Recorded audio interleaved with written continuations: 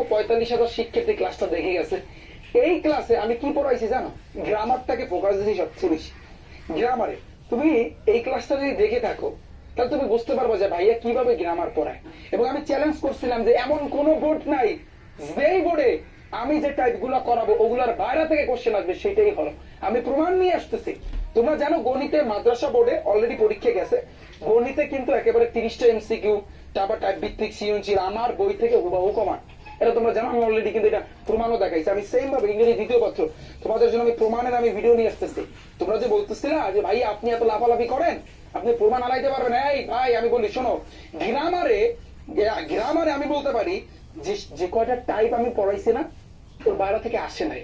একেবারে চ্যালেঞ্জ দিয়ে বলতে পারি, চ্যালেঞ্জ। তুমি কিসের কথা বলবা? উৎকুলতের কথা বলবা, টেবিলের কথা বলবা, টেবিলের তো নিয়ম আছে একটা, ওই নিয়ম অনুযায়ী তোমার আগাইতে হবে।